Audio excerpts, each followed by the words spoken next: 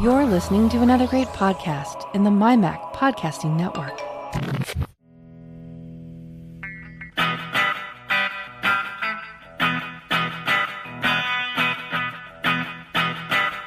Hello and welcome to another edition of the show where we take a wander around the week in Apple news, reviews, technology, associated products, and all sorts of other things that catch our eye.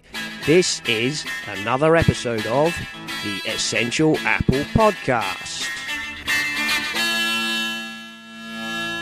Hello everybody, welcome to 2019. And this week, the news has, of course, all been about Apple and that revenue warning. What a tragedy. They're only going to make $80-something billion instead of the 90-something they might have hoped for. Worse problems in the world to have, I'm sure. But never mind, Mark and I will talk about that shortly, I'm sure. And we are joined this week by Paul Kafasis of Rogue Amoeba.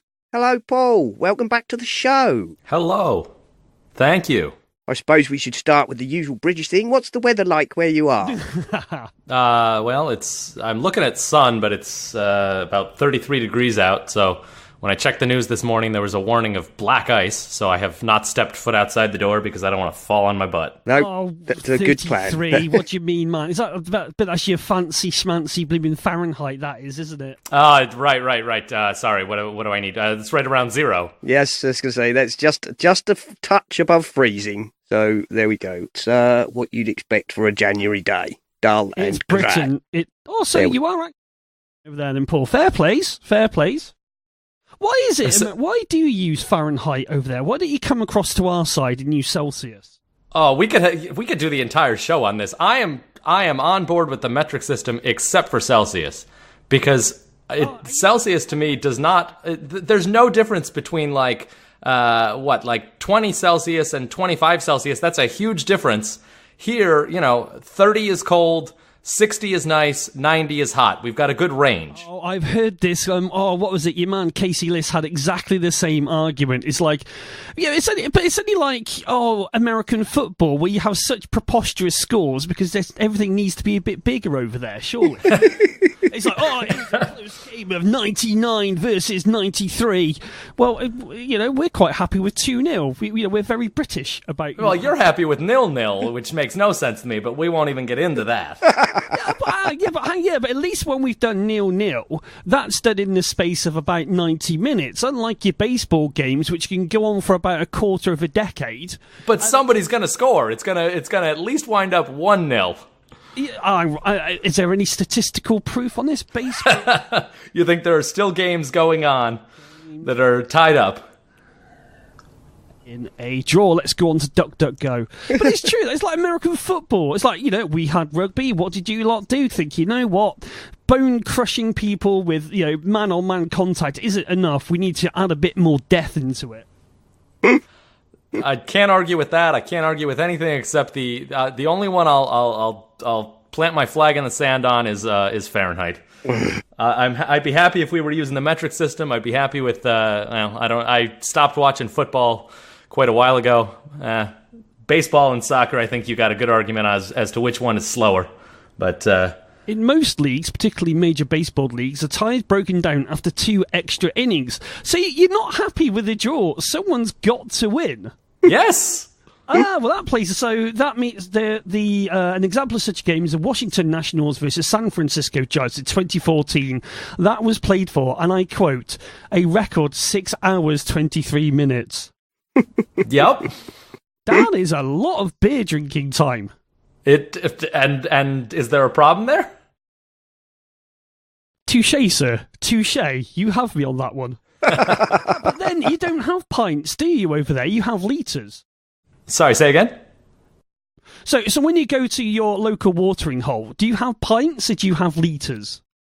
Pints. They have US pints, which are only 16 fluid ounces, which means they're smaller than a proper imperial pint. So there. True. Guys, you guys over there being screwed over something rotten at times. Yes. Right, so a US pint is 473 millilitres. Sorry, I just always find this a bit fascinating. And a UK It's pint 16 fluid Bloody ounces, so hell. it's the same number of ounces as a pound, We're as opposed 568 to you know, millilitres. an imperial pint, which is 20 fluid ounces. So a US quart is about a pint and a half. There you go. You see all these shows on TV where, like, you know, Americans are, you know, like, get absolutely plastered, and I'm thinking, they won't last 10 minutes over here in one of our pubs. Oh, well, anyway, that's enough of that before we start an international incident. Oh, dear. Loopback, let's go on Yes, to let's Loopback. go on. Paul, let's face it, let's get to what we're actually here for. You have introduced an update to your fabulous Loopback software. So, We have. Would you like to explain that to the listeners?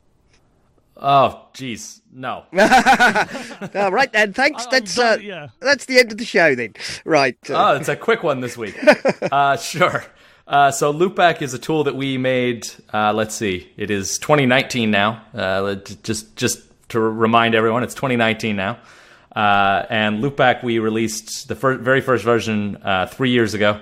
And it's a tool to route audio between applications on your Mac and to combine audio devices on your Mac. So basically, if you want to get audio, let's say we're using a tool called Wire, a VoIP app called Wire. If you want to get audio into Wire beyond just your microphone, you can use Loopback to create what we call virtual devices that combine audio from, for instance, I have a soundboard app that I use alongside my microphone, so I can toss in sound effects, like if I Like were this? to pretend that I was done with the show. Exactly. We got sad trombone. We got my car's leaving. I'm out of here. And that's this Loopback makes it possible to combine that audio and make sure that it gets where you need it to go. And as you mentioned, we shipped a major update of it just a couple weeks ago, which adds a whole bunch more functionality and hopefully makes it a whole lot easier to use. And it was one hell of an update as well, wasn't it? It wasn't just like new features. So was it just like like you get on iOS where you see a lot of them saying miscellaneous bug fixes? This was a lot more than that. Yeah, absolutely. This was our first major upgrade since 2016 when the product was first announced, first released. And the biggest thing, the most obvious thing was the interface was overhauled. So when we first came out with this in 2016, we said, we think this is technology that people need. This is something that we can build with the back end of audio control that we have, but we're not quite sure how people are going to use it. We're not quite sure who's going to use it and why they're going to use it. And so we said, all right, let's make this technology available, but let's not spend, months and months refining an interface for a product that we're not quite sure how it'll be used and really even if it'll be used. Fortunately for us, it was used, and we learned a lot about how podcasters and audio professionals were using the product. And given that, and given the popularity that the first version had, we said, all right, let's set aside some time and really spend some time designing the best possible interface for this so that people can see how the product works and understand how the product works and how their audio will flow through it. One of the main things you've done, Paul, obviously, is you've made it much more visual, haven't you? Because you can effectively see, as it were, cables. You can connect the devices in Loopback visually. Right, exactly. So the very first version had what we sort of have retroactively called sort of a spreadsheet appearance. It was not at all, as you said, it wasn't very visual. It wasn't showing your audio is going to flow from your microphone to this channel of the virtual device, and your audio is going to flow from whatever software application you're using to this channel and be monitored on this channel. It didn't really allow for any of that, and it didn't show you how these things would flow. With the new version, it's, as you said, it's very visual. There's virtual wires, but it's showing left to right how the audio will flow and where it will flow and essentially what it will do. And then if you have the product open while you're using one of your virtual devices, there's also level meters, so you can see, okay, I've got audio coming from that application and from that microphone, and it's being combined into these channels. And just a very visual way of seeing how everything's working, and hopefully that makes it a lot easier for people to understand what their audio is doing instead of just going into a black box and hoping that it works right. The new design sort of looks like a very, how do I put this, a very Johnny Ive version of Audio Hijack. Because it follows... in that it's very white, certainly. The coloring of the current version of Loopback 2, Loopback 2.0, is all very bright and white. And yeah, as you say, there's that same sort of pipeline style. We've come up with this idea of an audio pipeline where audio flows, like I said, left to right, and you see that audio represented with level meters and sort of a visual representation of that audio as it moves through. And Audio Hijack was the first application we had that did that. That was about 4 years ago, because that was 2015, and again 2019 now. And then Loopback sort of adopted that same idea after seeing the success we had with it in Audio Hijack. You did say a few minutes ago about you drew some inspiration from podcasting and how they used it. Who did you sort of like call upon, and who was lucky enough to have a bit of feedback on the new version of Loopback? You mentioned as we were running, introducing the show or setting up the show, our friend Guy Searle he was on our beta team. We had, I'd have to look, we'd had about 20 or 30 different beta testers who were using the new version.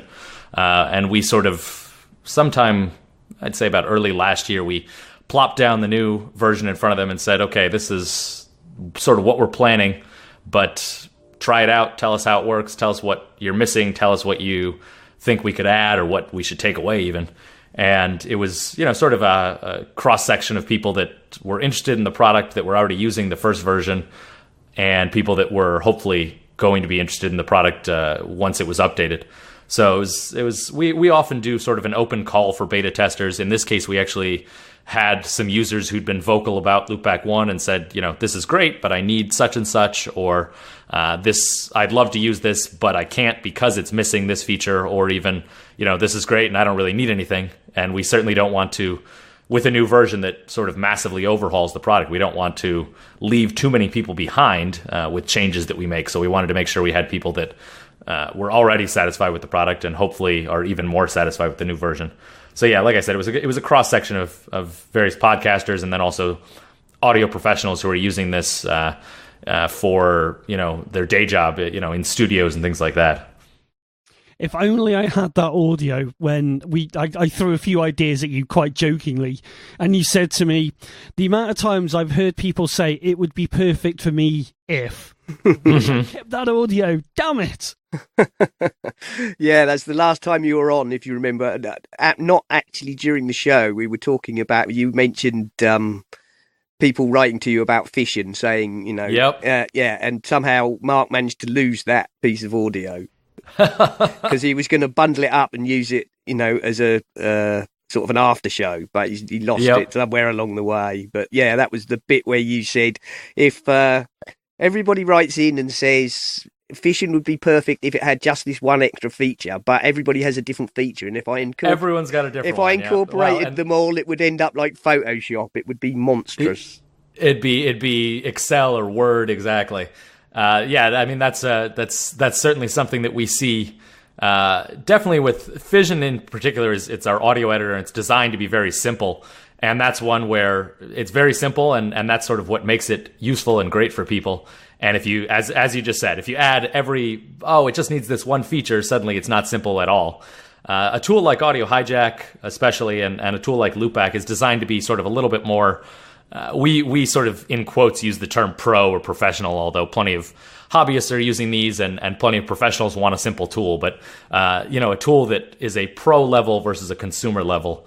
And Audio Hijack and Loopback are both skewed a little more on the pro end of the spectrum. We want them to be as simple as possible. We want, anybody who steps in front of a computer to be able to use them. But there, at least, we feel we have a little more leeway in terms of making them a little more complex. Yeah, because obviously the simplest recording device you do is called piezo, after the old radios. Yep. And that is, the simplest of simple software recorders, isn't it? I mean, there is one button to get started. That is it. And that couldn't make it much simpler than that. And I will say that is exactly how I started recording this podcast. Initially as a backup for Mark. Piezo costs $20, and it allows you to choose your application for input and record it. That is ultra simple, as you say. It's a digital equivalent of those old box tape cassettes, isn't it? You've got record and stop recording. Absolutely. And by the way, I recommend it highly to anybody, particularly people who are thinking of starting maybe, a podcast or recording themselves in any way, because it's a very small outlay. It does exactly what it's supposed to do.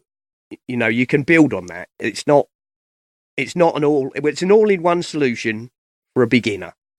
Yeah, absolutely. That's a great way of looking at it. That's sort of what we say, is that, if you're just getting started, check this out, and then you're eventually going to realize, hey, I need some more functionality, and then we have Audio Hijack, which is sort of the follow-up for those people that have... And that is exactly how I moved along. I went, first of all, I was just using Piezo. I wanted to have more control over the input.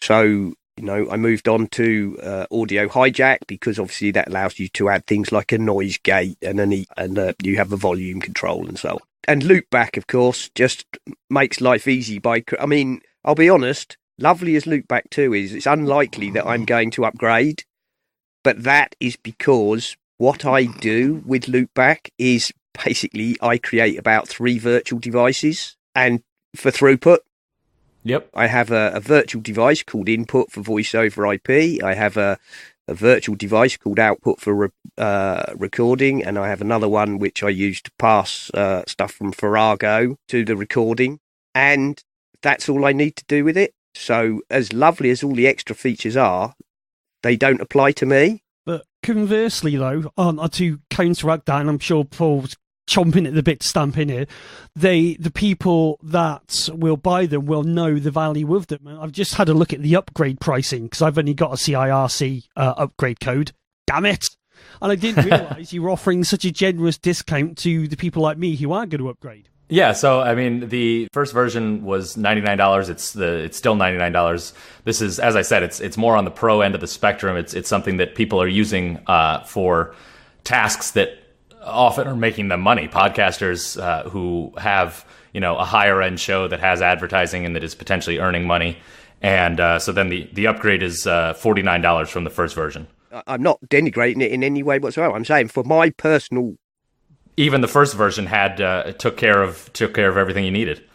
Version 2, for my personal use, is overkill. It adds a whole load of things that I have no use for, and that doesn't make it bad. That just means that the version I have does what I require of it. Absolutely. And I can 100% see what you've done, because people like Guy who like to use a much more complicated setup and do weird things with having 4 microphones and putting stuff through the iPad and all sorts, would be a bit of an understatement. Never stops messing about with his audio, and he has all sorts of audio interfaces and mixers and all sorts. And that's brilliant. You can see on Loopback 2 exactly what's going where to where. And that, I think, is something that might help Mark, because Mark sometimes gets his channels in a knot, don't you, Mark? Well, I finally got the soundboard working, which is in no part down to Loopback. One thing, just coming on to the pricing a little bit, you did say something there about it's obviously being used by professionals. How have you had any feedback on the pricing, in so much as if you look at the App Store, in some ways the App Store's got such a divide between those apps that you pay maybe $5.99 for or $9.99 for. And then there's then you've got like the second layer, as I call it, which is your Affinity Designer or your other graphic design apps. And then you've got the big boys, like, not Lightroom, what's the video editing app by Apple? Final Cut? That's the one. You have priced yourself in that area. Was that a conscious decision, or is that because the feedback that you've got, they said, yes, we're willing to, this is what you should pay, we would be happy to pay this? Well, I should start by saying that we don't really look to the App Store itself for pricing, just because the iOS App Store really drove prices as close to zero as they can get. And the Mac App Store is at least holding the line a little bit better in that Apple has some applications in there that you mentioned that are, paid for and, actually have a price that is sustainable for a developer. I think it was really more something that we looked at this, and this was a tool that we don't need every user to purchase. We don't need, so we have a tool called Airfoil, which lets you stream audio all around your house. And this is probably our most populist tool. It's the tool that almost anybody who uses audio on their computer might have a use for. If you're throwing a party and you want to play music, in multiple rooms, if you're somebody who, just has a house that has a HomePod or an Apple TV or, any Apple device that does AirPlay, Airfoil can potentially help you play music around your house. And that's something that all sorts of users want to do, and that's something that we priced at $29. So, sort of a much more consumer level pricing. A tool like Loopback is something that, many users are not going to need, and the people that are going to need it, as I said, are people that are potentially, at least, or are more likely to be making money off of the use of the tool. And something like that, I think, it's possible to charge a little bit more because you're providing something that professionals need to be useful and also reliable. And so the price on that can reflect the fact that you're making something that is reliable and is doing something that enables them to earn money off whatever they're doing. So I don't know that we necessarily looked at, certainly the audio tools that are out there that are in this sort of price range, something like Logic or, a lot of the third-party stuff like Reason and other digital audio workstation tools are hundreds of dollars even, and they're replacing physical equipment that is thousands of dollars. So we definitely felt we were in that area much more than something like a consumer tool like Airfoil. I know exactly where you're coming from. Many years ago, I was doing some audio on a Windows PC. And I just remember having to, just a cacophony of cables like coming out from the standard 3.5mm jack into a converter to split it off into those other horrible headphone size things to route it all the way back through. I wish, you just touched on it there about other third-party DAWs. There was a way to sort of have an all-in-one podcasting recording system on the iPhone or iPad, so we could do wire and do everything on the iPad. I know there are some kludgy sort of hacks. Have you heard anything or any sort of hints and tips for how to do that? As far as doing it on iOS, not really. Obviously, our tools are all on the Mac. We've focused on the Mac. I touched on briefly that the iOS App Store does not have a very good ecosystem of paid apps. And we've sort of, for 17 years now, almost 17 years, worked on making what we call deep applications, applications that are deep and fairly broad as well, that provide a whole lot of functionality. And you have to pay a certain amount, $25 to $100 for these products, but they're going to do something that you need, and they're going to provide a whole lot of functionality around doing that. On iOS, the idea has been sort of flipped around, and you get sort of very shallow applications that don't do a whole lot, which is great. They can be specialized and just provide exactly what you need, but it's difficult to charge very much money for something like that. And I think it's two sides of the same coin. It's difficult to charge very much money on iOS because there's no trials. There's no way to show off the software in a way that will prove to somebody, hey, this is worth paying $20 or $50 for. There's a whole lot of caveats on that. It's gotten better. You can show video on iOS now to show how the product works. You can do subscription pricing, so you can say, hey, the first week is free, and then after that you can pay. But the idea of just a downloadable trial that works, but after 2 weeks stops working, or after some limitation stops working, is not really something that's possible on iOS. And as a result, it's difficult to create what I refer to as these deeper applications, because people just aren't willing to pay that money without using the software, and they shouldn't be. So there's that aspect of it. And then there's the many restrictions that Apple has on what you can do on iOS. And a whole lot of what our software on the Mac is doing is things that are not permitted on iOS and even are not permitted in the on the macOS App Store. So that's why none of our tools, aside from Fission, are in the App Store, because they're doing things that there are these various restrictions that Apple puts in place that users don't necessarily know about, but that, you know, you're prohibited from installing anything besides the application itself. And Loopback and Audio Hijack and most of our audio tools use something called ACE, which is our audio capture engine, ACE, which lets you grab audio and then we manipulate that audio as you've instructed us to. But that's something that the App Store doesn't allow. You can't have a tool that installs something else. So there's sort of several reasons why, one, we're not in the Mac App Store, and then to your question, why this isn't possible on iOS.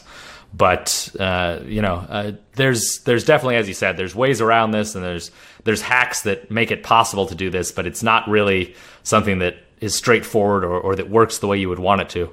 And on the Mac, it is possible to do that, and we've made a whole lot of things possible that, you know, people are using the Mac for, and we're at this point content to stick with on the Mac.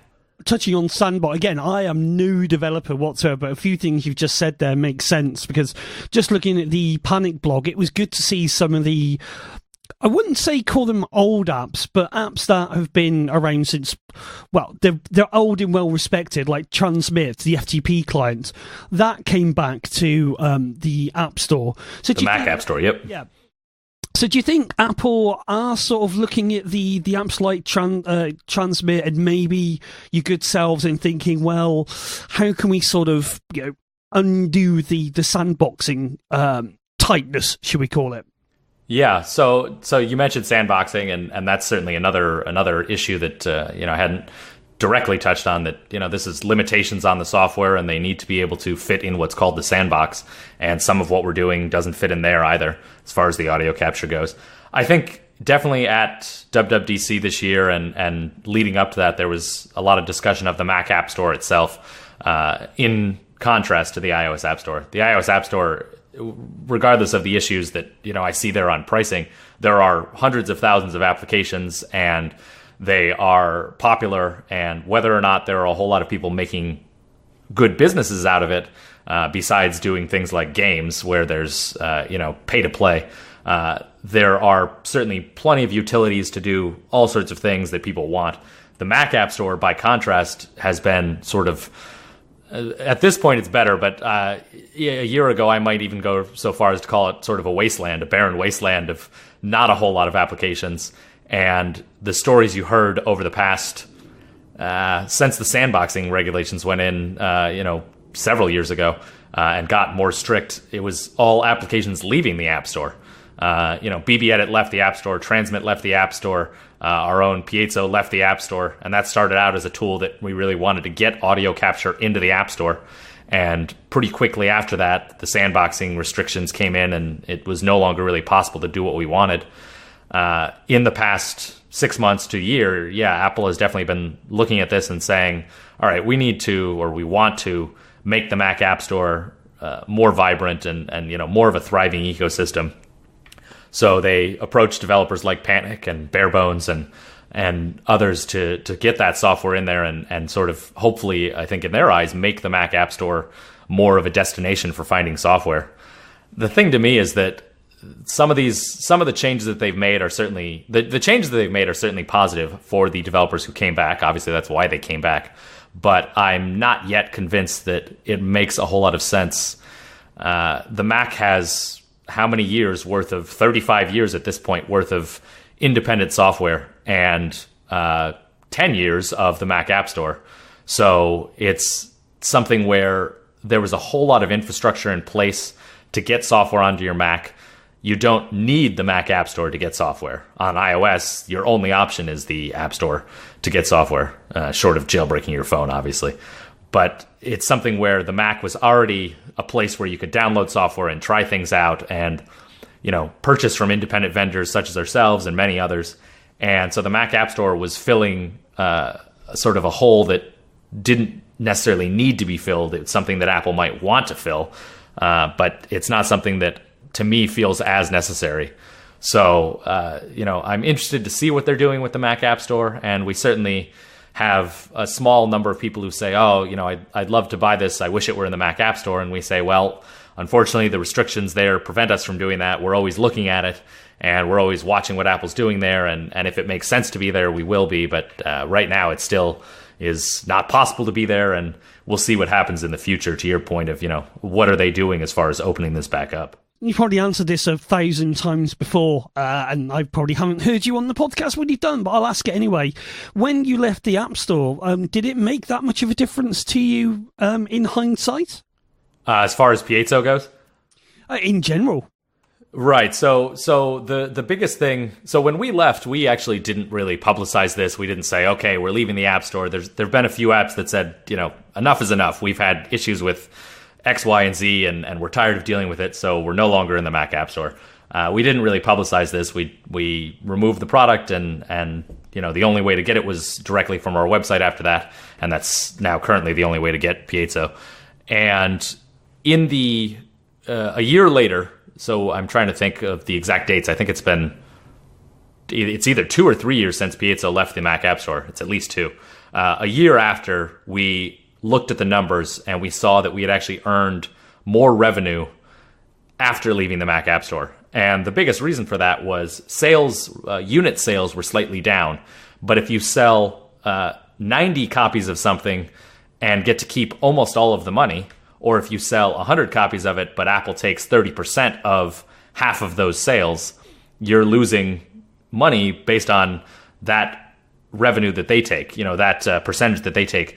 And they take 30% of every sale in the App Store. So that's a big chunk of change that if you lose a few sales, but many of those sales come to your direct version and you get to keep, 95, 96, 97% of the revenue on that, it doesn't take a whole lot to make up for those lost sales. So for us, it was something where revenue-wise, the product, I'd have to look at the second year we've been out of there, I believe it is. But the product is certainly selling revenue-wise as well or better than it did in the App Store.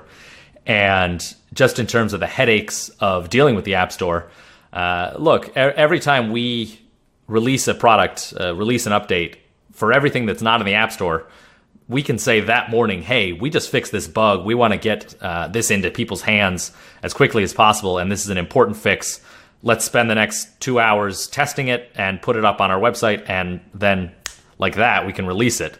With the App Store, we need to say, okay, we need to create the version that we think we're ready to release, submit it to Apple, get it approved. They do their review, which can take, the most recent one took 6 hours, but it can take 6 days. It can take 2 weeks. It could take longer than that. You never know how long it's going to take. So the headache, the stress of dealing with something out of your control telling you when this product can be released is removed. And that's certainly mentally very beneficial to us. So the short answer to your question is, has it impacted us? Yes, in that we're happier dealing with these releases. As far as revenue goes, no, we wound up making a little bit more money not being in the App Store. So overall, it's been something where we said, okay, we made this decision to leave the App Store, and I think our decision holds up. It's not something where I say everyone should get out of the App Store. You're fools for being in there, but I certainly do understand the stresses people have with it and the reasons that other applications have left.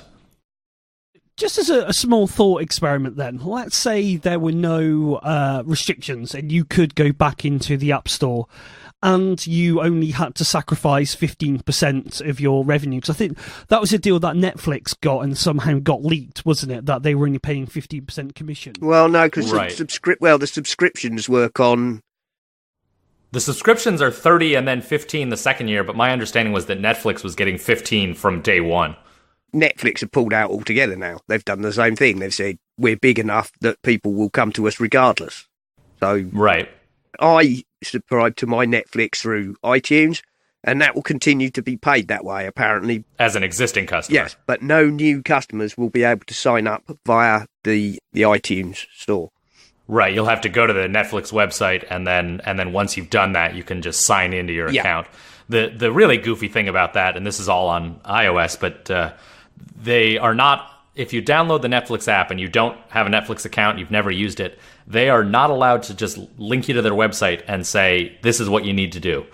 And not only are they not allowed to do that, they're not allowed to bury this. If there are any links in the application back to their website that then say, here's how you sign up, the app gets rejected. And there's been various rejections that people have found because somewhere deep in their FAQ on their website it mentioned, oh, here's how you sign up or whatever. Apple very clearly is looking to prevent people from doing what Netflix did, which is stop using iTunes itself to sign up for things. And that, I think, feels pretty wrong to me as a developer, that if Apple wants me to offer iTunes as an option, that's one thing. But if they want me to pretend that there's no other option on the iOS app, then that's a bad experience for everybody. Because if, like Netflix, you want to no longer pay that 30 or 15%, the fact that somebody can download the app and say, okay, now what? Apple shouldn't be happy with that either. They shouldn't be happy with their customer, their iPhone customer or iPad customer, downloading an application and being confused by it. And that confusion is a result of Apple's policies. So with all that in mind then, if, let's say, you could get Audio Hijack, Piazza, or any of the great apps from Rogue Amoeba back into the Mac App Store and only pay 15%, would you be tempted to go back on there? Or would you sort of say, listing everything you've said about being in control of your own destiny, would you still be reluctant to go back, or would you go back? Well, that's a difficult question to answer just because it's not right in front of us. But, I sympathize with people that are trying to get all their software in the Mac App Store. There are the benefits there are you never have to give your payment information to anybody else. Your downloads are very easy. When you open up a new computer, set up a new computer, you just download all your software, one place, one click, very simple. And there are some benefits there that I fully understand, and I fully understand why customers would say, hey, I'd love it if it were possible to do this. But for us, the stresses that I mentioned and the issues that I mentioned, some of those are pricing related. So 15% would certainly be a lot less than 30%, but it would be a whole lot more than the, I'd say about 5% we pay for everything that we do as far as payment processing goes, hosting the software, having the website, everything else. It would certainly be more expensive even at 15%. The other thing that I really like about direct sales is that we're able to provide the product in a trial form to the user. And we say, download this. It'll show you every single feature that it has. After 20 minutes, you'll have some noise overlaid on your audio. So you'll want to quit the application. You can relaunch it. You'll get another 20 minutes. You can try this as long as you need to prove that it does what you need. But if you're going to use it to, say, record an hour-long podcast, you probably don't want to be quitting the application in the middle of that. So if you're going to use it in daily practice, you're going to want to purchase it, and you'll already have seen that it does what you need it to do. So the ability to provide that is something that I think is really beneficial to both us and our users. So there's certainly, the pricing is part of it. The restrictions are obviously, that's a showstopper for us. We simply can't have the product in there because of their restrictions. If they said, hey, those restrictions don't exist, you can get in here. If they said that alone and we're still taking 30%, we'd say, okay, let's look at this. Does this make sense? Or do we think it's going to cannibalize the sales that we already have? And, enough of those people will move to the Mac App Store that will be losing money. If they said, okay, it's only 15%, we'd say, okay, that's obviously a better deal. Still, do we think it's going to cannibalize sales that we're getting? And are we going to make more money in the App Store or just by doing it direct? I think, as a businessman, the first thing I need to look at is which is going to make us more money. And then I also like to think, which is going to satisfy our customers more. So the people that need these products, as I said, some of them say, hey, I really wish this were in the Mac App Store. And a very small number of them say, hey, it's not in the Mac App Store, I'm not going to buy it. And we say, well, that's unfortunate, but we can't have it in the Mac App Store. And here are the reasons why. We hope you'll consider purchasing it outside the store. We have, almost 17 years of experience selling on the Mac. No one's stealing our credit card numbers and no one's hacking our database and anything like that. We're a legitimate company that's been around and is making these products for you. Hopefully you can see that it's worth purchasing through our website. So, again, that's a long-winded answer to a question that could have a single word. And I'd say, yes, absolutely. We'd look at doing it the same way we look at anytime there's any change to it. But I would never say, yes, we definitely do it if they did X, Y, and Z, because, I want to be able to evaluate that as it happens. So it's something where we're always looking at what they're doing there. And for a long time, they weren't doing anything in the Mac App Store. Now there's a little bit of movement where Apple has clearly said, okay, we want to improve this, and we're certainly paying attention to it. But thus far, it doesn't yet apply to the software that we make. I always like it when people think they've given a long answer, because I think it was Kelly Guimont who set the longest answer award for about 22 minutes. God bless her. And the thing is, well, she was just compelling. And again, I love recording with Kelly because you just... So, Kelly, how are you? Press play, listen for about an hour, and we're wrapped. That's it. You can go get a drink of water, you'll listen to it later, you'll have your answer. But I will say, you're right, a lot of your things are, I don't want to say limited, but I think trial modes. And it's those trial modes where you don't feel frustrated that, oh God, great, I can't do this, I have to upgrade. For me, whenever I've upgraded, it's because I want to, because I can see the value in it. And I think, well, you know what? Yes, I've had to quit and go back in. Sod that. I'm using the program enough. It's not you haven't sort of, I don't want to call it crippleware pricing, but it literally just is like, yeah, here is the app. This is what I can do. You've got this long to like it and you'll upgrade. It's one of the best ones I've seen in a long, long time. Again, just coming back to the App Store. Loads and loads of apps said, oh, have a look at this feature, premium only. Right. And I get that. I get there is a price for that. But when it's so obvious, when it's such a play, it just doesn't feel right. And I completely get the fact, people have got to make money, understand all that. But I think you really have hit one of the best ways to do it. And it's something that actually, this is a story from 2002, so 15 and a half years ago. We actually stumbled on this by accident. The product, the very first version of Audio Hijack it worked for 14 days. And after 14 days, it simply, I think when you launched it, it said, hey, you've used up your trial. That's the end of it. And all the features were there. They were there for 14 days, but this was problematic in a couple ways. If somebody needed the product for just, say, a week, if they had a short-term need of the product, but they needed to use it for hours a day, they could do so.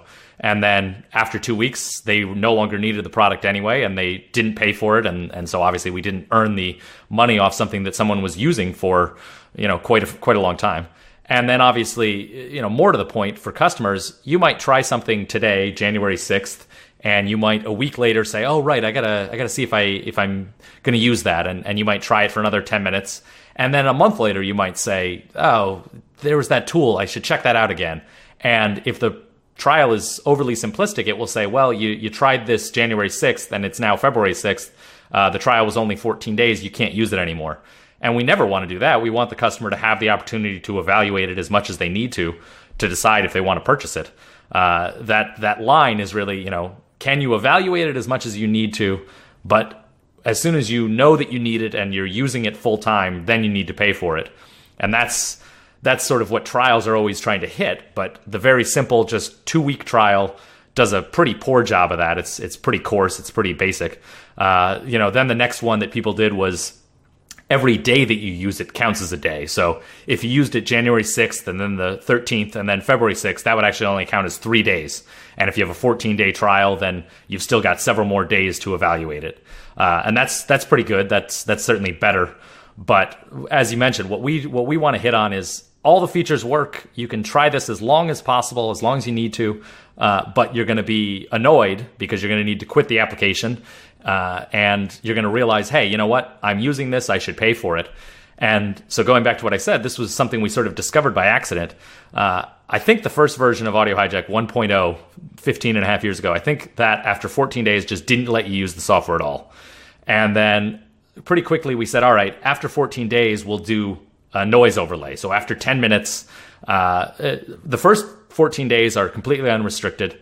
And then day 15, when you use it after 10 minutes, it'll overlay noise on your recording. So you can see that it still works, but you realize, hey, I got to pay now.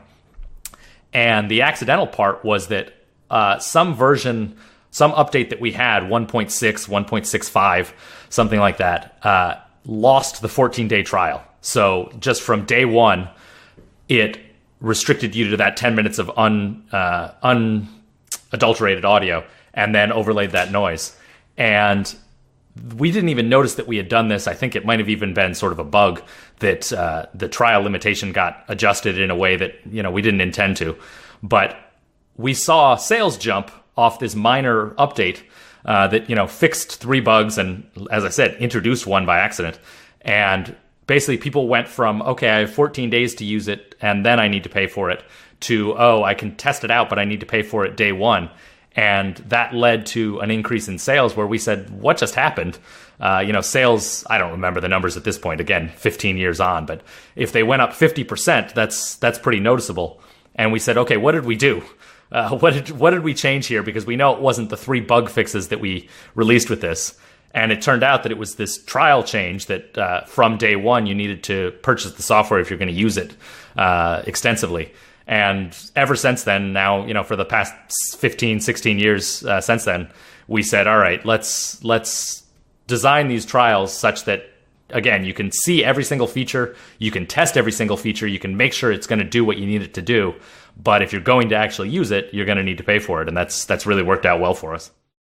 Some of the best trials that I've done work like that. For example, David Nanian at Shirt Pocket, if you download Super Duper, which is a cloning tool, yep, you can use that to make a clone of your, your hard drive, and that is completely unrestricted forever.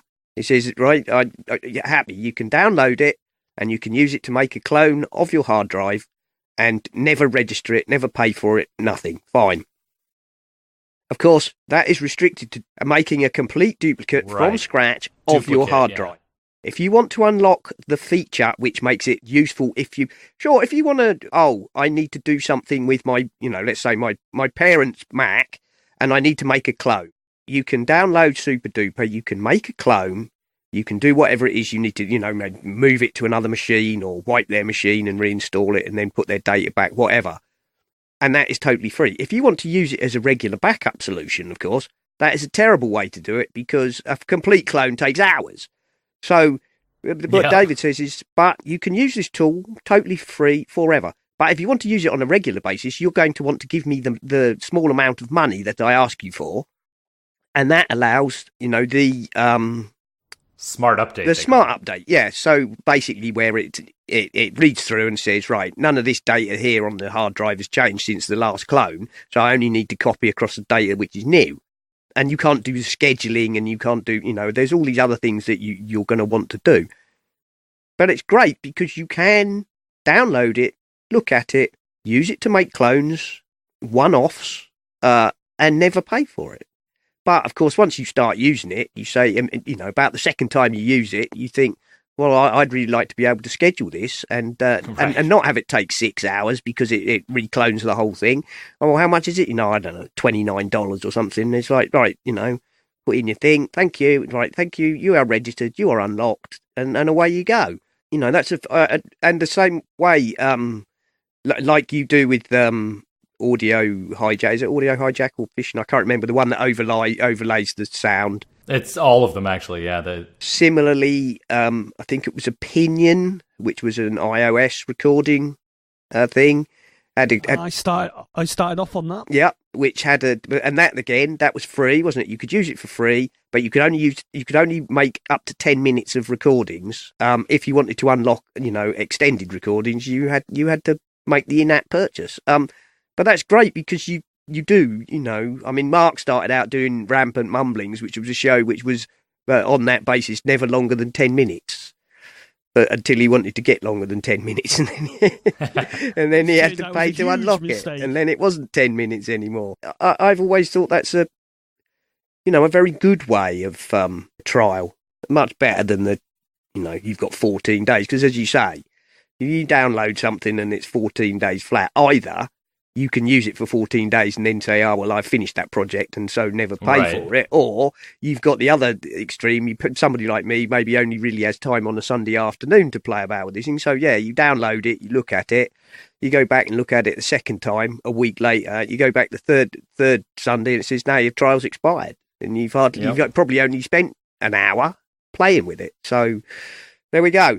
Right. Well, we've been going for quite a while, so I think what we'll do is, if everybody would like to refresh their coffees and whatever, we will go over to see John Nemo in the hardware store, and he's going to tell us about, I believe, a phone case which accepts camera lenses. All right. So take it away, John. Nemo's hardware store is recording directly onto an iPhone today because I'm reviewing an iPhone case. The company is Hitcase, Hitcase. The case comes in black. It's a full-body surround water and everything protection case. The only case you're going to need for the life of your phone. Just released for the iPhone X XR, XS, and XS Max. Same price for all phones. $70 for the Hitcase Splash in the United States. Simon will do his best to get the pricing for UK and worldwide. Comes in any color you want, as long as it's black. Covers the case beautifully, lightweight, not bulky, good capacitive, touch screen on the front. Everything that you need, including compatibility with their special lenses that we have reviewed in the past and we will be discussing again in the future. Hitcase makes glorious iPhone lenses that attach magnetically to the back of the case to create wide angle and more. Please read about Hitcase and about their really high quality lenses, very reasonably priced for the kind of protection and versatility you're going to get for photography and everything else. My only question is, why don't they provide a wrist strap? In the unit that I just opened for the R, which probably Simon will be getting soon for his new R phone, there is the cutout in the corner, the lower corner, where you would normally put the loop for the wrist strap, and Hitcase has provided those in prior products. So I need to check with the company to find out if mine is missing it or if that is a special add-on.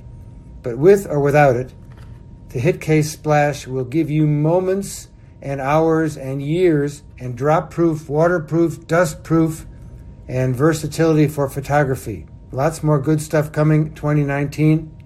Back next week. So now there's these 5 loops. Which one's your favorite? I've got to say, on the Christmas Eve special, I was a bit drunk and I went a bit Barry White with the slow jam loop. Uh-huh.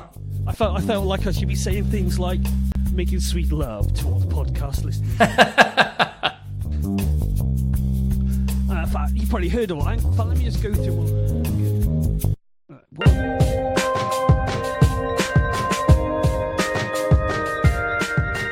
Is that funky loop?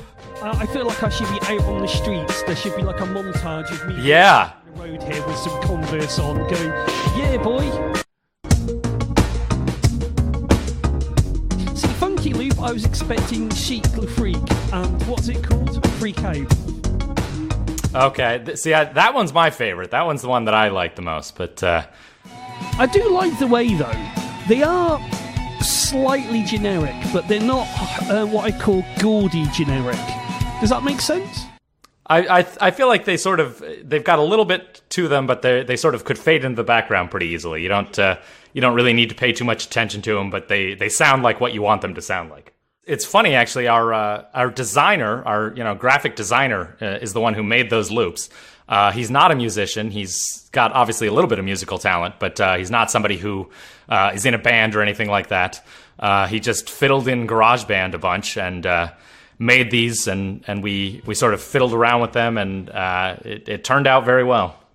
And I apologise for this, because I've just discovered the fade out option, which is going to be my new completely overused icon ever. Absolutely. Now you have. It's almost like I came onto this podcast at the last minute. So you did say that your designer guy just went into GarageBand? Yeah, he was. We knew we wanted we knew we wanted the sample soundboard that we have, and so we looked around at royalty-free sounds that were out there. We looked at potentially paying someone to make things, but ultimately we found we could assemble something pretty good without needing to go that route. Because really, the loops get used a little bit. The rest of the stuff, I don't know how much it really gets used besides just dinking around and making sure that you understand how the software works. But we don't really expect necessarily if you're looking at the sample board, the 3 rows, drum roll, car leave, and scream, those we don't really expect to get used too much. But the ambience noises and the loops we've found do get used pretty much, and we were pretty happy with how those turned out, and just dinking around for a day or two. And really the toughest part was getting the loops correct, because you want it to start and end at any point without really feeling like, you hit the end and then restarted. So if you play one of those, you'll notice you can't really hear. If you listen for it, you can hear it, but it doesn't jump out to you that, oh, that loop just ended and now restarted.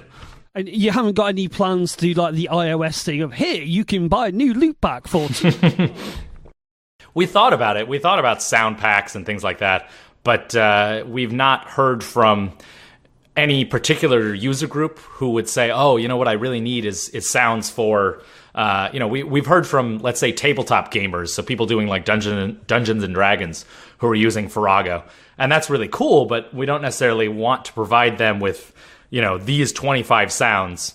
And that's really the biggest group that I can think of that would potentially all use similar sounds. So, you might have a sword clashing and a monster growling and things like that.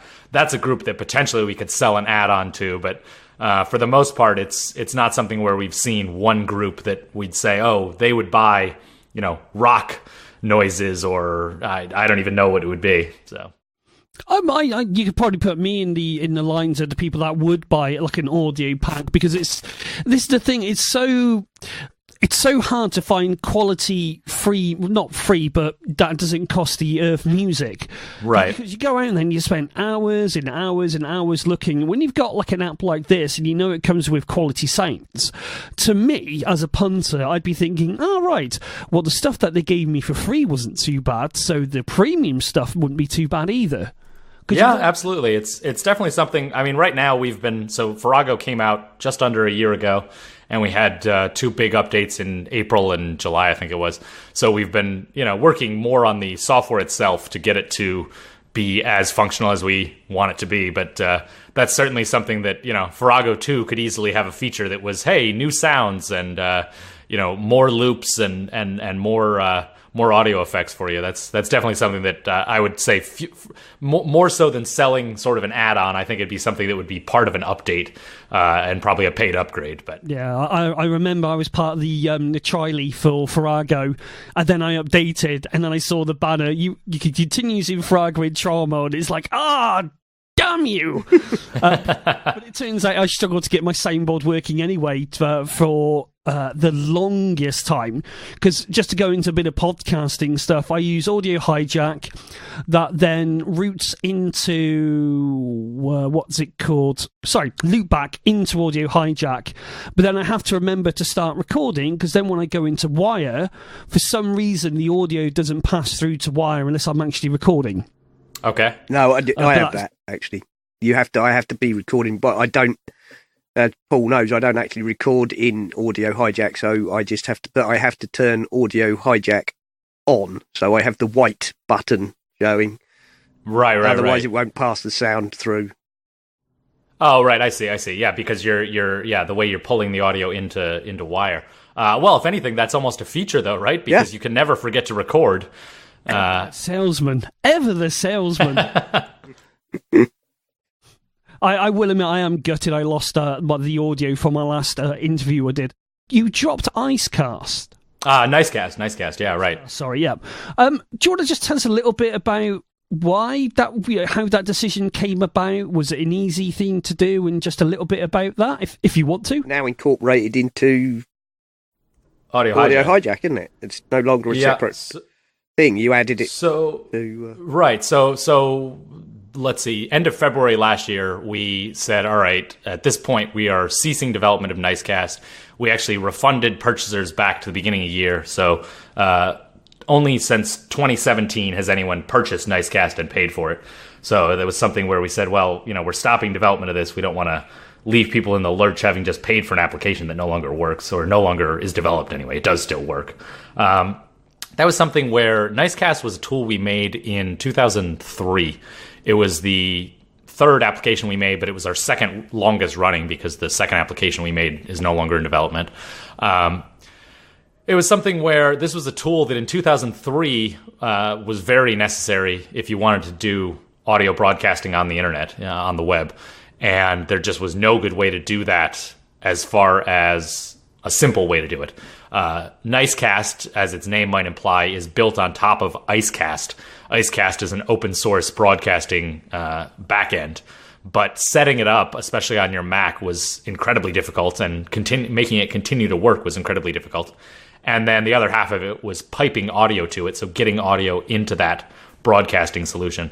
So with Audio Hijack, we had a way of grabbing any audio, and with Nicecast, we used that same technology to grab audio and then broadcast it out to these servers. So Nicecast provided two halves of this. It was the audio capture and then the audio broadcasting. And in 2003, this was something that nobody else was doing. It was something that was very difficult to do, and Nicecast made it a whole lot easier. So we had radio stations that used the tool to actually create their online radio streams. That was very cool. But we also had a whole lot of hobbyists who said, oh, I want to make a little stream for me and my friends to listen to, or I want to broadcast from my home computer where I have 5,000 songs that I've purchased, and I want to tune into it at work where I can't listen to music otherwise. Well, that's 2003, 2004, 2005. Since then, people have everyone has an iPod, and then everyone has an iPhone, so their music is always with them. People switch to Spotify and Apple Music, so people are streaming music from music services instead of thinking, hey, I'm going to create my own stream. People no longer own their music, a whole lot of people, so they only stream, so they don't have necessarily a tool to play music just locally from their hard drive, which then could drive the radio broadcast that they're doing. So basically, it was something where the market changed quite a bit. There were still are plenty of radio stations using Nicecast, and the new market that came in a little bit using Nicecast was podcasters, people that wanted to do a live stream of their podcast. So as you're recording right now, we could have people listening to us if we were using a tool to broadcast it as well. I don't know that we really want people listening to all of the show. There's a reason you edit it after the fact. But so we did have people we did have a small new market using it. And so for quite a few years, we said, all right, let's keep it moving, let's keep it running. But it really didn't get any updates. And so the interface gradually looked more and more outdated, and the code base was more and more outdated. The big reason eventually to say, all right, today is the day, or now is the time to say we're done with this and move on from it, was the fact that it was all 32-bit. So 2003, we wrote this application, and it was written in 32-bit. Next year, almost certainly, 32-bit applications will not run on Mac OS at all. So in the future, the very near future, it is likely that Nicecast will not run on the latest version of Mac OS. And converting that from 32-bit to 64-bit was going to be a huge undertaking that was not really justified by the existing market and the future market we saw for it. People have, as I said, your hobbyists have switched to just streaming Apple Music or Spotify. A lot of broadcasters have switched to broadcasting on YouTube or Facebook or something like that, where Nicecast didn't work with it. So if we're gonna bring this forward, it's going to take a whole lot of work, and even if we charge an upgrade, a whole lot of the people that we might hope would upgrade are no longer using the product, and the people that are still using it, the podcasters and the radio stations, we just don't think that there's enough money there for this to be worth it. So that was how we decided to retire it. But then, you just touched on it, that we brought this functionality to Audio Hijack, and that was something that we did. So we retired Nicecast the end of February of last year, And then exactly 4 months later, actually, because it was June 28th instead of February 28th, exactly 4 months later, we shipped Audio Hijack 3.5, which has a broadcast block in it. And that uses what Audio Hijack is already doing with audio capture, and then it enables you to pass that audio out to a remote server. So people that need to broadcast definitely still have a tool on the Mac that makes this hopefully even easier than it was, and is a tool that we're maintaining, and is a tool that is modern and up to date, where we can sort of we have a tool, Audio Hijack, for recording audio, and it does plenty of other things, but that basic infrastructure of recording is already there, and we can sort of tack on some other things like this broadcasting functionality, and they sort of get to come along for the ride. So broadcasting on its own, especially MP3 and AAC broadcasting on its own, may not be worth having a standalone product anymore the way Nicecast was, but we can provide that functionality within Audio Hijack because that infrastructure is already there, and we don't have to start from zero to keep it going. That's a fairly comprehensive answer. Was Loopback always 64-bit, or did that have to go through the 32 to 64 transition? Which application, sorry? Loopback. Oh, Loopback. So Loopback is only, 4 or 5 years old in terms of the code base. Shipped 3 years ago, so yeah, about 4 years old. So that was always 64-bit. We definitely, Audio Hijack is our oldest application. Some code in there dates back to 2002. So we definitely had to update that for 64-bit. But again, it was something where this is a product that's selling quite well, and Nicecast wasn't. It sold Nicecast sold just enough that we said, all right, we don't want to kill it, but we can't justify dedicating much in the way of resources to it. And that's fine for a little while, but if you don't ever dedicate more resources to it, it gets sort of older and crustier is the word programmers often use. It gets sort of worse and worse over time, and eventually you have to say, okay, we either need to retire it, or we need to sit down and dedicate a whole lot of resources to it to keep it going. And so ultimately that wasn't worth it, but Audio Hijack and our other tools have been worth making that transition. So it's something where the transition was already made for Audio Hijack, so we brought broadcasting to it. Our newer tools, Loopback and Farrago, those have been 64-bit from day one, really. And on a purely nerdy sort of question, have you even remotely started looking at making an ARM version for this mythical ARM computer that Apple... Well, I say mythical, but when you look at all the WWDC stuff and how they were pushing it like it's faster than a laptop, you're talking about... Right. That's a whole different subject, the whole subliminal marketing, I think getting people ready for an ARM-based Mac down the line. Have you done any ARM sort of ports of it just to test it, or have you just gone, we'll just wait until that moment arrives? I mean, there's not really a lot we can do, because in order to really test it, we'd need an ARM-based Mac running Mac OS. So there's not necessarily a whole lot we can do right now. But we sort of look at the Intel transition from, 2006, I think.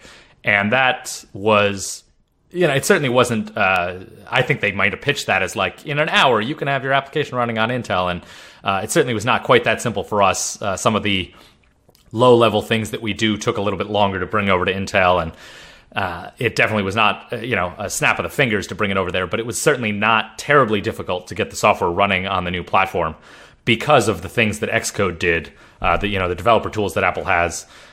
They made it fairly straightforward to bring the code over. And I think Apple learned from that. First of all, they did the right thing there, and they made it fairly straightforward to do, and they didn't rush that transition, but we moved to Intel pretty quickly. Everybody did, Mac users. And I don't know how well you remember that, but it certainly, to me, never felt like a terribly bumpy transition. And I suspect that an ARM-based Mac would work much the same way, that, it would come out and we'd pretty quickly bring our software over to it. And after that, you wouldn't really notice that there was a difference. Yeah, I suspect much like the 68K to PowerPC changed, we'd have a period of fat binaries. Could be, yeah, absolutely. After a few years, it would just be, right, we can drop support for Intel now. I'm pretty sure you're right there, Paul. I mean, Apple is, if or perhaps when rather than if, whatever. They've done it before, haven't they? Yep. This is the thing. They're not beginners at this sort of code switch, and they know how to go about it, and they do Xcode.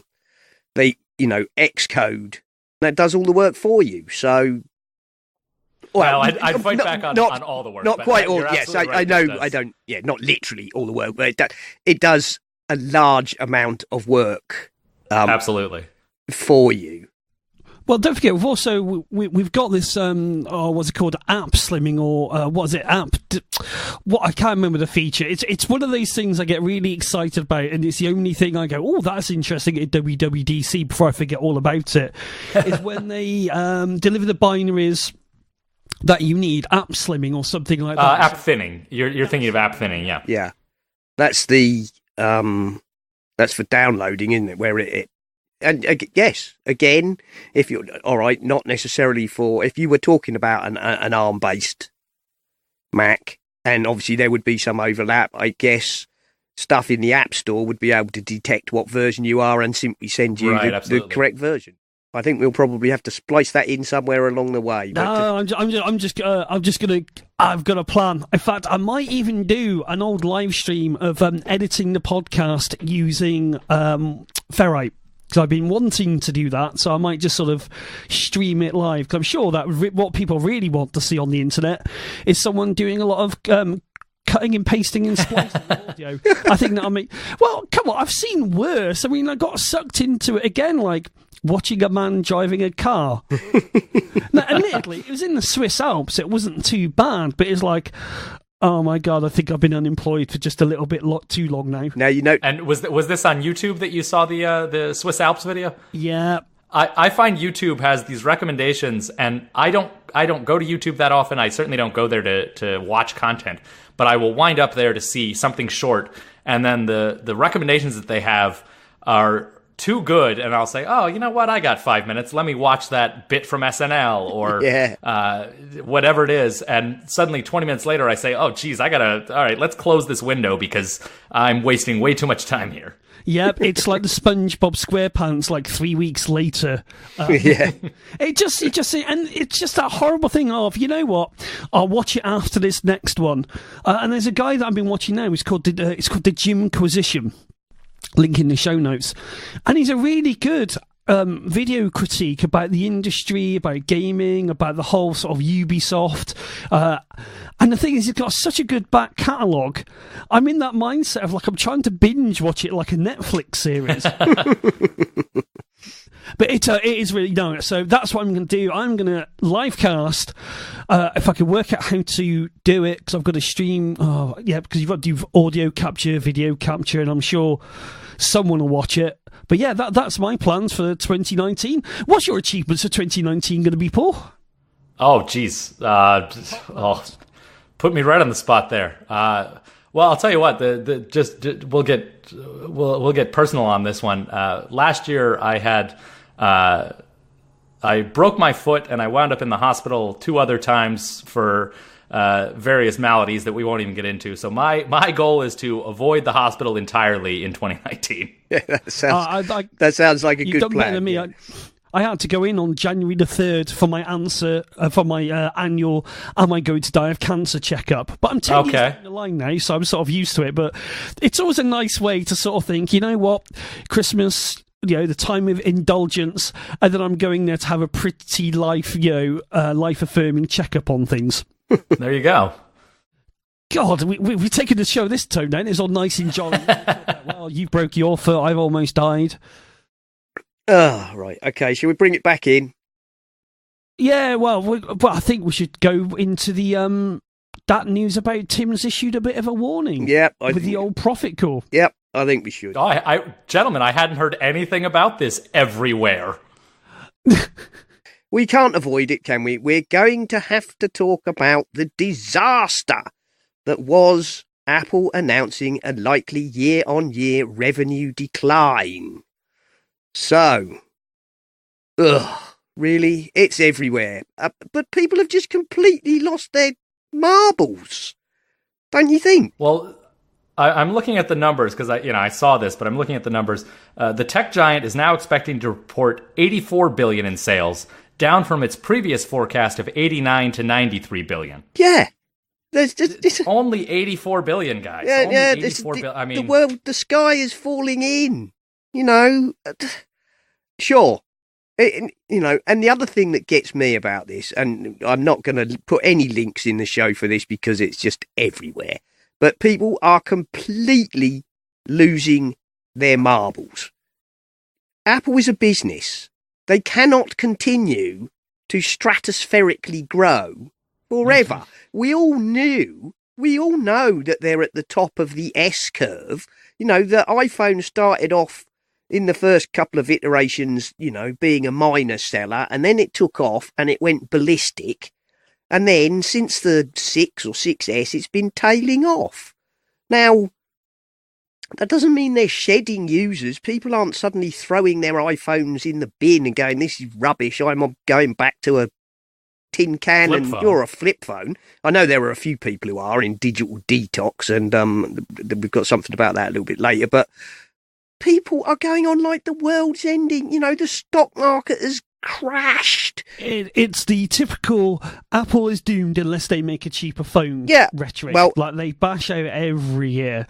3 things I wish the iPhone had. This is why I'm ditching my iPhone. It's year after year. At least this year, last year, at least we ditched the whole thing about Apple's iPhone X only costs $300 to make, but they're charging $1,200. At least we ditched that. Yeah, that is true. My take, it was almost inevitable. I mean, the slowdown in China is real.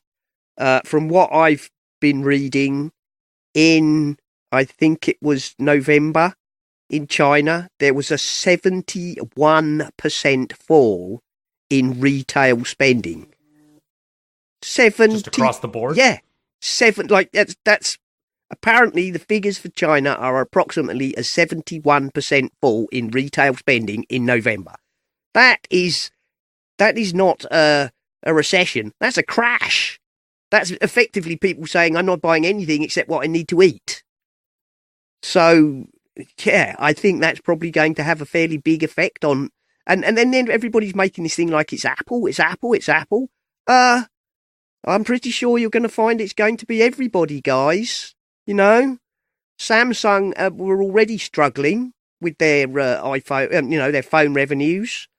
There are other factors as well. I mean, made in China has become a big thing in China, and obviously the tensions between China and the US are not helping Apple, are they? In a PR event, but it's not the end of the world. But playing devil's advocate here, they have been pushing up their average retail price, which sort of listening to the whispers in the wind, they're going, that's a very Tim Cookian thing to do.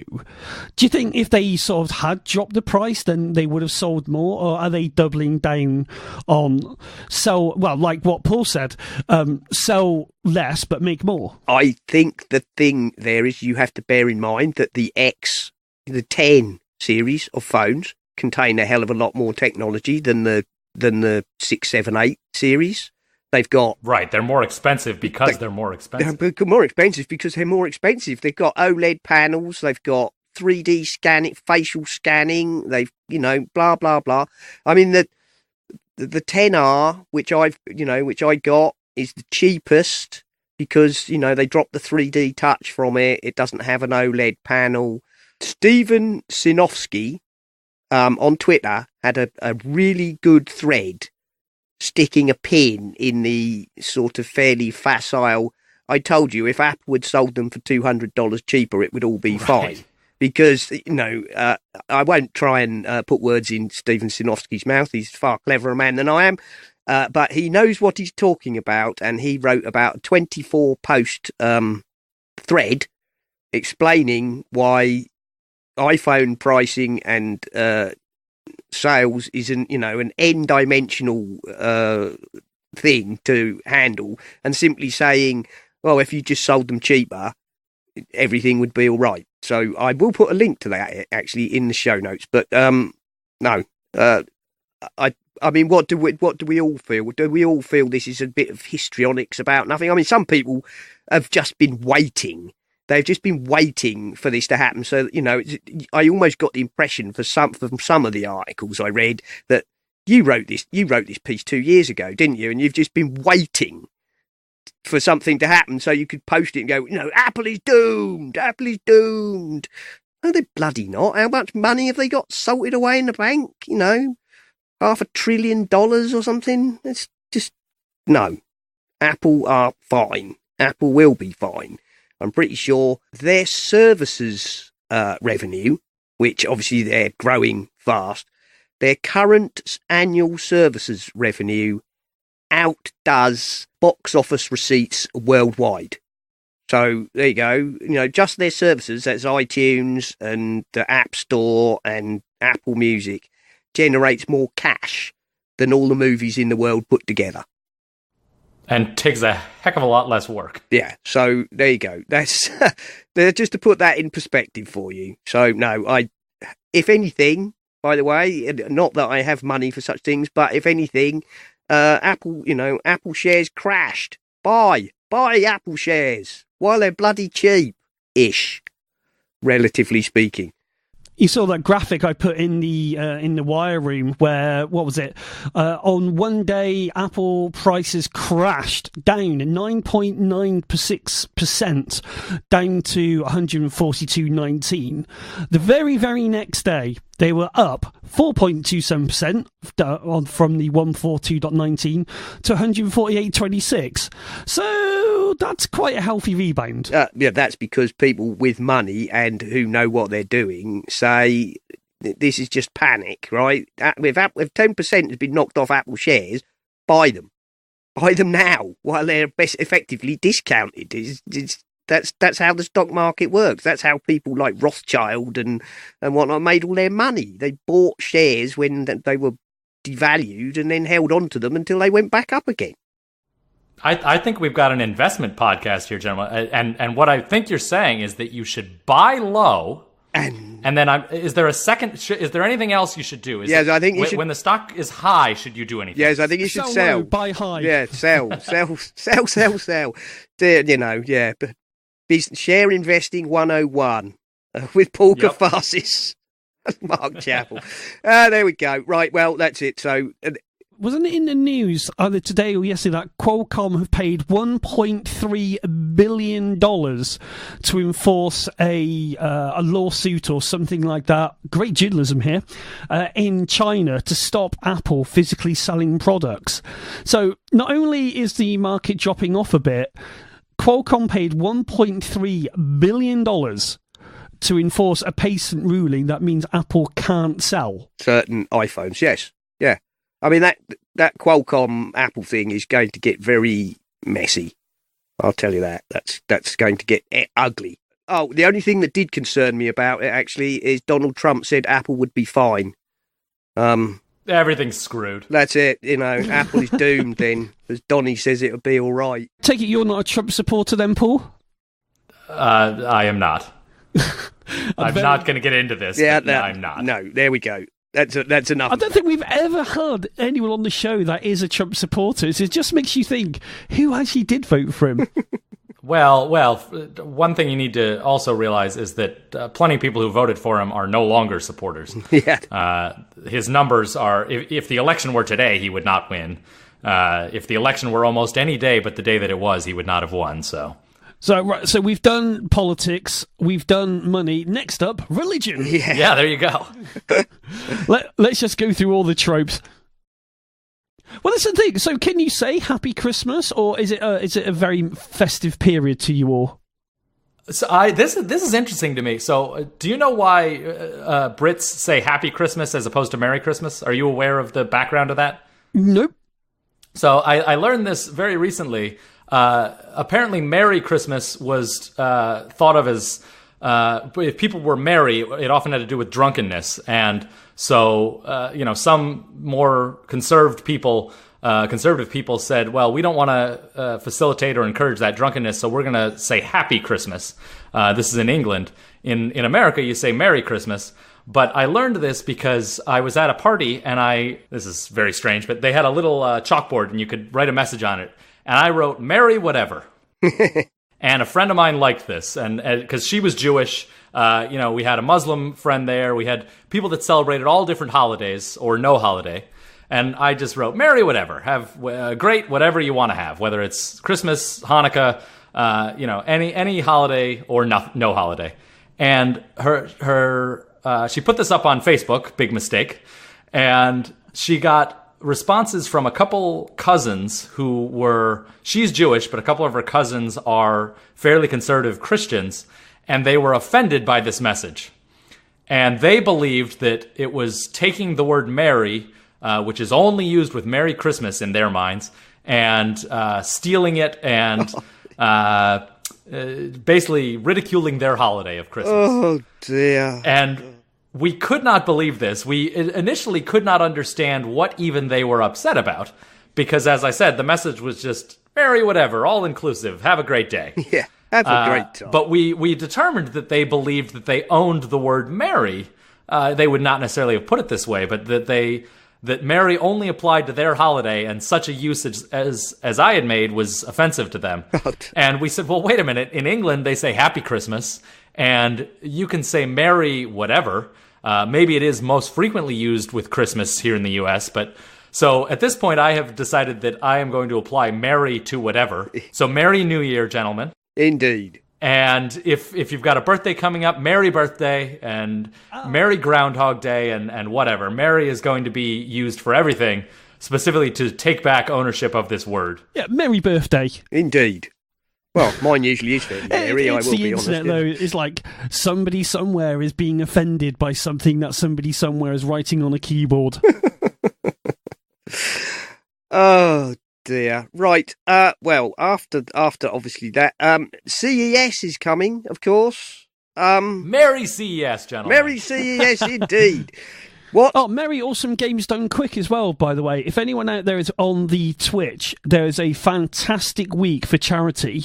I don't know what the charity is this year, but there's a Twitch channel called Awesome Games Done Quick, and basically it's nothing but speed runs done with live commentary. And if you think YouTube is addictive, this takes it to a whole new level. But it is for charity, and it is worth dropping in out of. That's if you're not watching the darts. So Merry AGDQ. There we go.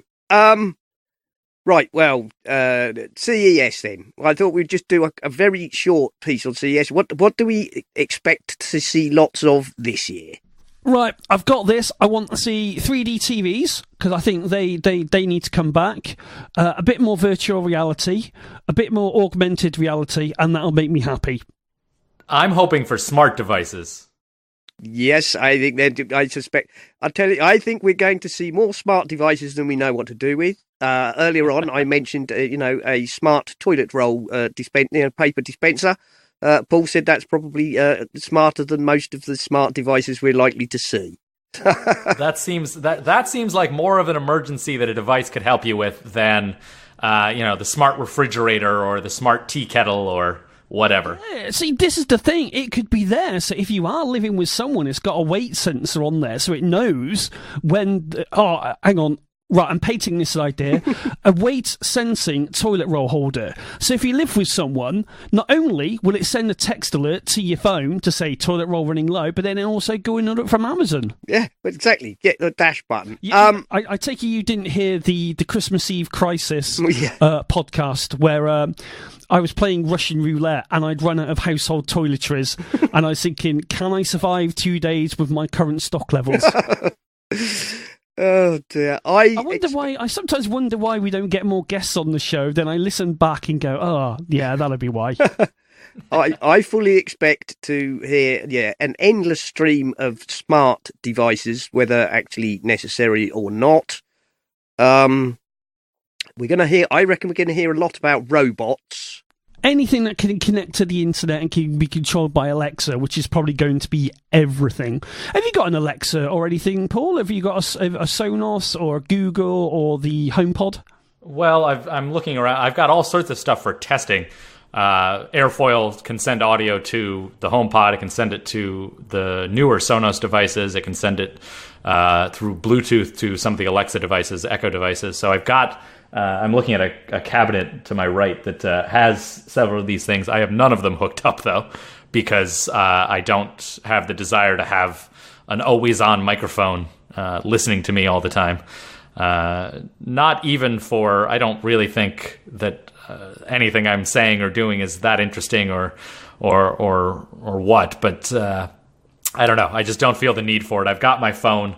I can call up Siri on my phone if I want to without having to have it always listen to me. So I was having a bit of problems with a Hoi Hoi telephone that I retrained it, and now it's actually working again. I was going through a phase where my iPad Pro would be in my bedroom, my phone would be right in front of me, and I could say a Hoi Hoi telephone, and then my iPad would pick it up before my phone in a different room. And I was just like, what the Dickens is going on? But the Apple Watch has been a bit funky with a Hoi Hoi telephone. So if that's all the reason I need to go and get the Series 4. There you go. You've convinced yourself it's worth it.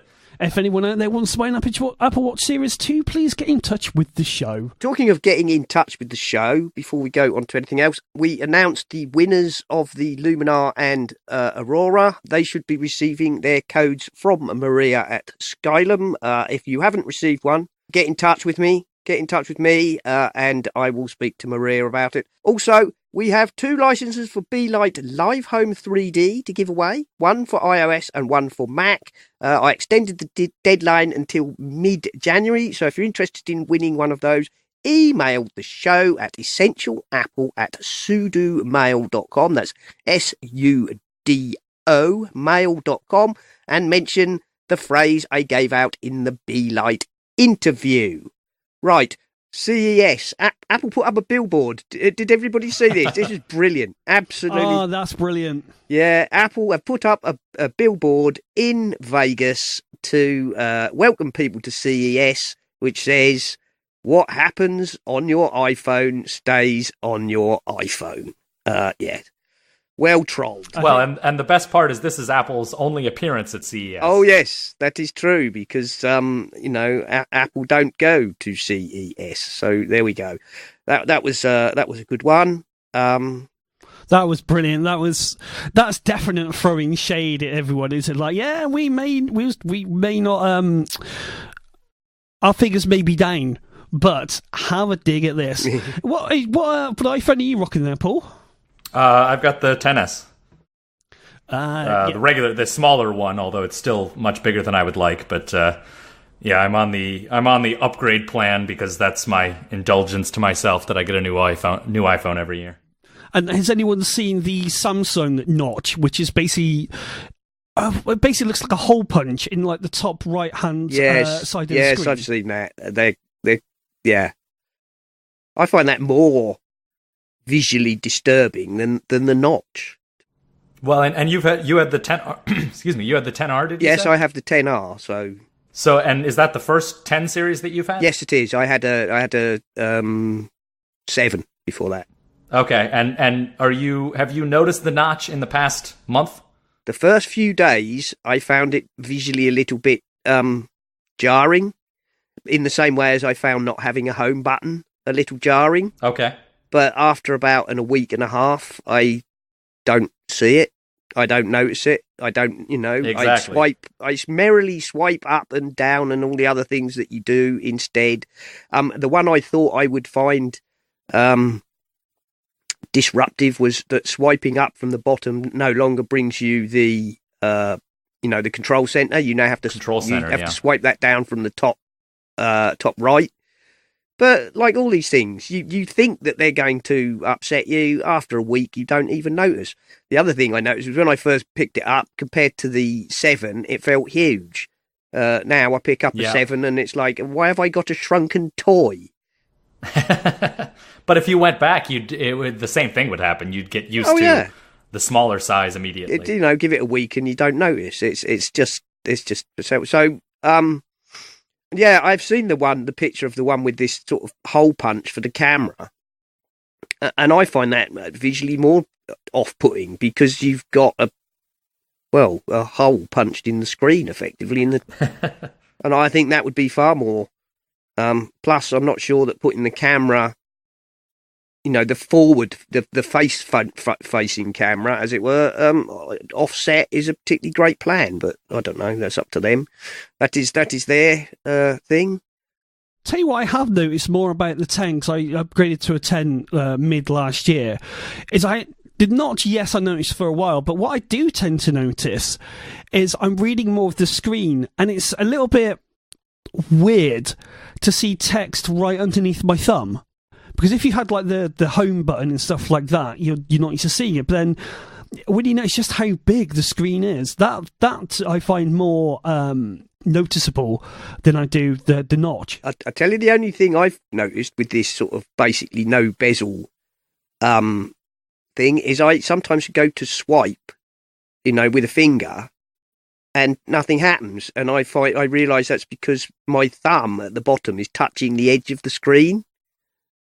In the same way as you're saying, where there used to be a bezel for the home button, I would have my thumb on it, and sometimes my thumb is touching the edge of the screen, and so therefore it doesn't register my finger swipe as a swipe. It registers it some kind of multi-touch, and so nothing happens. So I find myself having to be very careful not to put my thumb on the bottom of the screen, which is something I mentioned when they first brought it out. There is all this no bezels whatsoever. There is a limit to how much. You've got to have some bezel, otherwise you can't hold the thing without activating the multi-touch. But there we go. The internet's founding father, Larry Roberts, has died at 81. Sorry to hear that. For those who don't know, Larry Roberts was pioneer in packet switching, which probably wasn't considered super sexy, but packet switching is what makes everything. Well, and they thought it wouldn't work. They thought packet switching wouldn't work. Yep. I had read about his career shortly after he passed, and that was, to me, the thing that stood out was that, as you said, packet switching powers everything we do on the internet. But when the idea first came out, people thought, well, that won't work.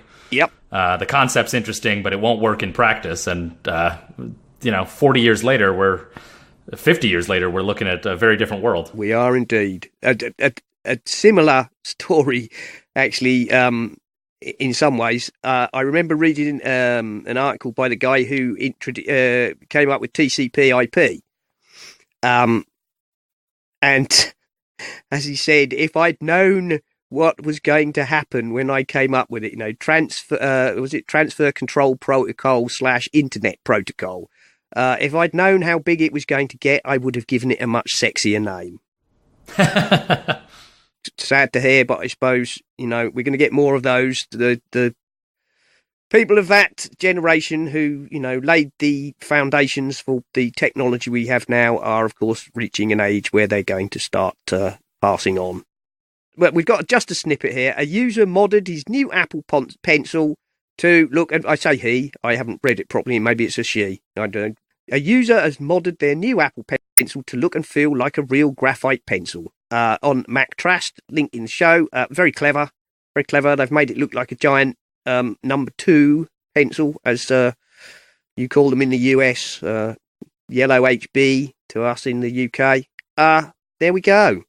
That's quite nice. And apparently Vuzix AR smart glasses, known as the Blade, will be launching, and they'll cost you $1,000. Digital Trends seem to think that was a lot of money. These days, is $1,000 a lot of money for AR glasses? I don't think so. Personally, works with iOS and Android.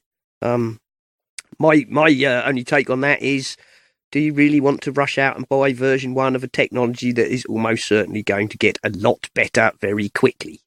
That's about it, really, I think, don't you? Yep, I've got to get out of it. So yeah, take us out, Paul.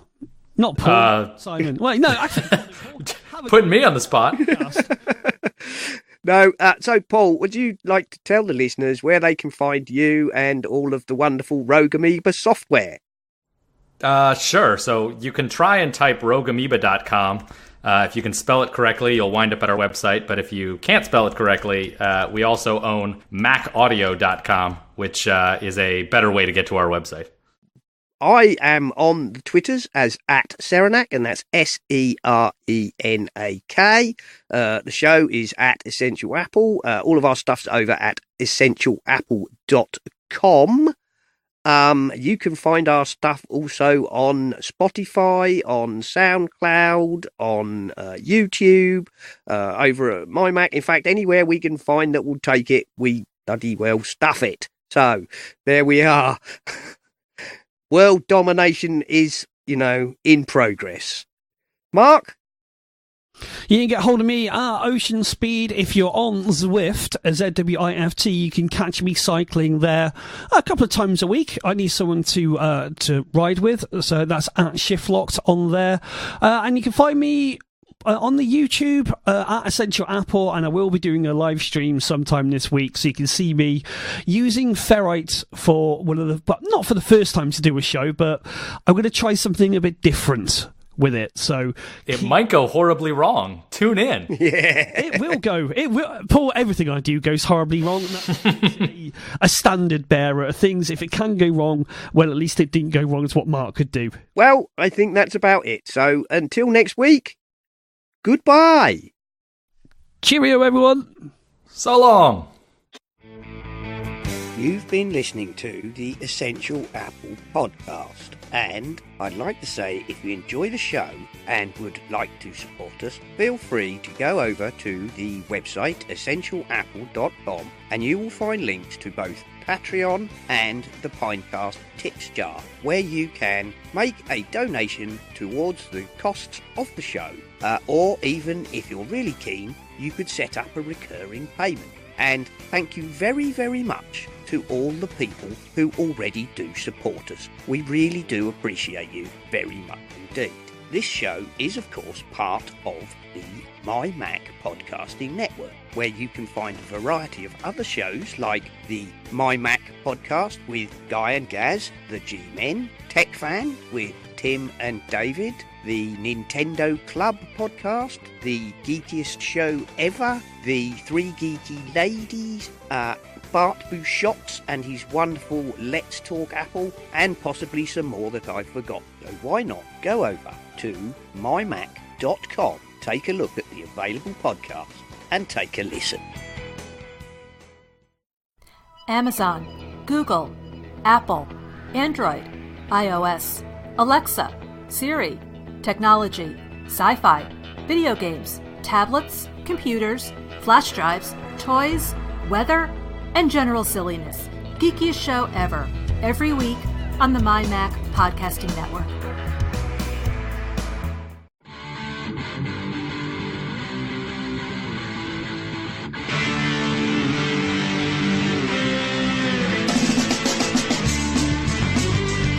This has been the Essential Apple Podcast. Goodbye and thank you for listening.